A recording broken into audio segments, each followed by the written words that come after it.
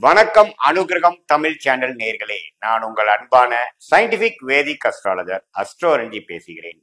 நல்லது நினைப்போம், நல்லதே நடக்கும். இந்த வீடியோல கடகராசிக்காரர்களுக்கு 2025 தமிழ் புத்தாண்டு. தமிழ் புத்தாண்டுங்கிறது எப்படின்னா ஏப்ரல் 14ஆம் தேதி, அதாவது சித்திரை மாதம் முதல் நாள் இருந்து அடுத்த வருடம் ஏப்ரல் 13, 2026 வரைக்கும் இருக்கக்கூடிய அந்த ஒரு ஆண்டு தமிழ் புத்தாண்டு என்று சொல்லப்படுகிற அந்த ஒரு ஆண்டு எத்தகைய ஒரு ஆண்டாக கடகராசிக்காரர்கள் இருக்க போகுதுங்கிற நம்ம பார்க்க போறோம். அதற்கு முன்னாடி ஃபர்ஸ்ட் டைம் நமக்கு சேனலை வரவங்க சப்ஸ்கிரைப் பண்ணுங்க. இதுவரை சப்ஸ்கிரைப் பண்ணாதவங்க பண்ணுங்க. ஸோ தட் தொடர்ந்து நம்மளோட வீடியோஸ் வந்து உங்களுக்கு வந்து சேர்ந்து அதனால நீங்க பயன் பெறுவீர்கள். ஃபைன். இப்ப பாத்தீங்கன்னா கடகராசிக்காரர்களுக்கு 2025 தமிழ் புத்தாண்டு எத்தகைய ஒரு ஆண்டாக இருக்க போகுதுன்னு பார்க்கும் பொழுது, ஆண்டு கிரகம் என்று சொல்லப்படுகிற குரு பகவான் பாத்தீங்கன்னா மே 15ஆம் தேதி 2025 இதுவரை கடகராசிக்கு 11ஆம் இடத்திலிருந்து ஓரளவுக்கு நல்ல பலனை, அதாவது அஷ்டம சனியை இருக்கக்கூடிய அமைப்பை கொஞ்சம் கட்டுப்படுத்தி ஓரளவுக்கு பலனை கொடுத்துட்டு இருந்த குரு 12ஆம் இடத்துக்கு வந்து 6ஆம் இடத்துக்கு கனெக்ட் ஆகிறது. அதோட வீடாகிய தனுசு ஆகிய 6ஆம் இடத்துக்கு கடகராசிக்கு வந்து பார்க்கிறது வந்து பார்த்தீங்கன்னா ஒரு வித மாற்றத்தை கொடுக்கக்கூடியதுங்க. அதே சமயத்துல 4ஆம் இடத்தையும் பார்க்கிறார், அதே சமயத்துல 8ஆம் இடத்தையும் பார்க்கிறார்.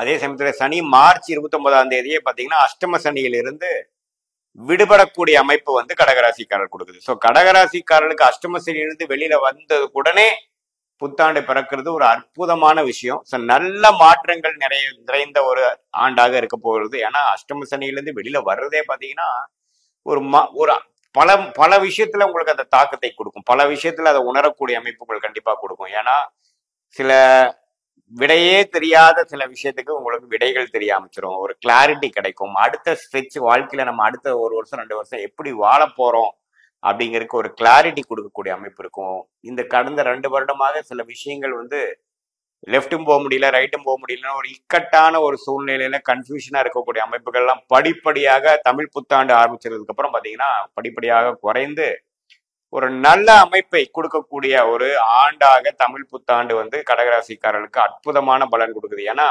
அஷ்டம சனியிலிருந்து விலகிறதே பாத்தீங்கன்னா பெரிய ஒரு நல்ல விஷயம் தான். பெருசா உங்களுக்கு வந்து பெனிஃபிட்ஸ் கோடி பெரிய அமைப்புல கொட்டினாலும் பரவாயில்ல, ஒரு பிரச்சனையிலிருந்து வெளியில வர்றதே ஒரு நிறைய நல்ல ஒரு விமோச்சனத்தையும் ஒரு பெருமூச்சும் விடக்கூடிய ஒரு அருமையான அமைப்பா இருக்கு.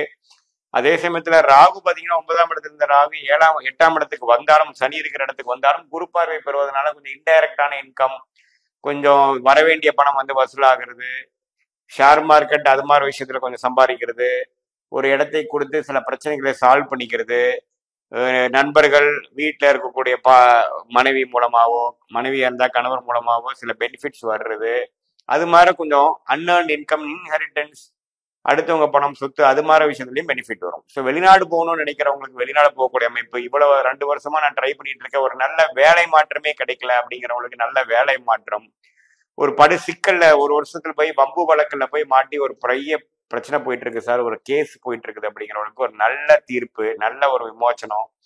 அது மாதிரி பலதர மக்களுக்கும் பாத்தீங்கன்னா அவங்கவுங்களுடைய பிரச்சனைக்கு தகுந்த ஒரு நல்ல சொல்யூஷன் கிடைக்கக்கூடிய அமைப்பு வந்து சனி வந்து அஷ்டமத்தில் இருக்கக்கூடிய சனி விலகி பாகிஸ்தானத்துக்கு போகும்பொழுது அந்த இக்கட்டான சூழ்நிலை, வெளியில சொல்ல முடியாத சில பிரச்சனைகள், மனம் வந்து ஒரு சோர்வடையக்கூடிய அமைப்புகள், சோசியல் லைஃப் வந்து குறைச்சிக்கிட்ட ஒரு அமைப்புல இருந்த அஷ்டமி சனிக்காரர்கள் இப்ப இயல்பான ஒரு வாழ்க்கைக்குள்ள வரக்கூடிய ஒரு அமைப்பாக கண்டிப்பாக இருக்குதுன்னு நம்ம தெரிஞ்சுக்கணும்.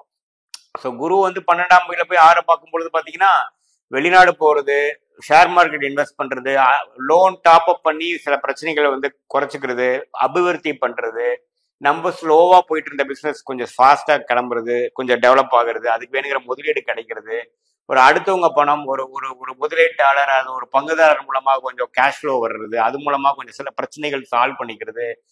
படிப்பு விஷயத்துல இருக்கிறவங்க பாத்தீங்கன்னா ஒரு ஒரு மேல் படிப்பு படிக்கிறதுக்காக வந்து வெளி மாநிலம் வெளிநாடு போகிறது, இது மாதிரி நல்ல அமைப்பு வந்து கடகராசிக்காரர்கள் குறிப்பா பாத்தீங்கன்னா இந்த ஆயில்ய நட்சத்திரம் பூச நட்சத்திரத்துல ரொம்ப பாதிச்சிட்டு இருக்கவங்களுக்குலாம் நல்ல ஒரு அமைப்பு கொடுக்குதுங்க.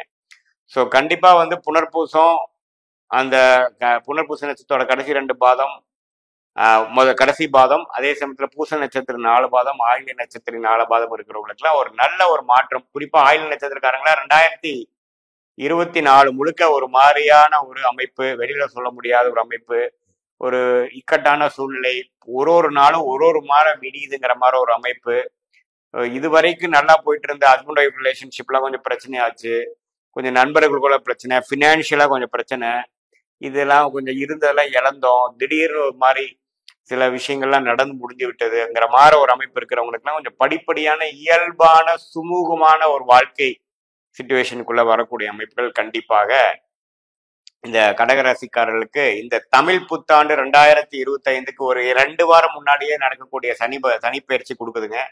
அதே சமயத்துல குருவும் பாத்தீங்கன்னா 12 இருந்தாலும் 4ஆம் இடத்தை பார்த்து இடம் சார்ந்த விஷயத்துல அதிகமான ஒரு ஃபோக்கஸ், இடம், வீடு, வண்டி, வாகனத்துல வந்து நல்லாவே ஃபோக்கஸ் பண்ணி வீடை வித்து வீடை வாங்குறவங்க, வீட்டை வந்து கட்டமைப்பு மாத்துறவங்க, இடம் கொடுத்து இன்னொரு இடம் வாங்குறவங்க, சின்ன வண்டியை கொடுத்து பெரிய வண்டி வாங்குறவங்க, அது மாதிரி நிறைய சுப விரயங்கள் செய்து நல்ல ஒரு முன்னேற்றத்தை பெறக்கூடிய ஒரு ஆண்டாக கடகராசிக்காரர்களுக்கு 2025 தமிழ் புத்தாண்டு இருக்குதுங்க. அதே சமயத்துல ராகு கேது விஷயங்கள் வந்து கேது 3ஆம் இடத்துல இருக்கக்கூடிய கேது 2ஆம் இடத்துக்கு வந்து குடுக்கல் வாங்கல் விஷயத்துல கொஞ்சம் கேர்ஃபுல்லா இருக்கக்கூடிய அமைப்புகள் நான் கொடுக்குறேன். என்னதான் அஷ்டமி சனி முடிஞ்சாலும் கேது 2ஆம் இடத்துல இருக்கிறதுனால நீங்க பேசுறது, பண விஷயம், தனம், குடும்ப, வாக்குஸ்தானத்துல கேது வரும் பொழுது அது குருவின் பார்வையில் இல்லாம சுப பார்வையில் இல்லாம இருக்கக்கூடிய அமைப்பு இருக்கிறதுனால கொஞ்சம் கேர்ஃபுல்லா பேசணும், கேஷுவலா இருக்கக்கூடாது, கம்யூனிகேஷன் கொஞ்சம் கரெக்டா இருக்கணுங்கிறது நான் கேட்டுக்கொள்ளப்படுகிறேன். பொதுவா பார்க்கும் பொழுது எல்லா அமைப்புகளும் ஓரளவுக்கு ஒத்து வருகிறது. அதே சமயத்துல முதல் 3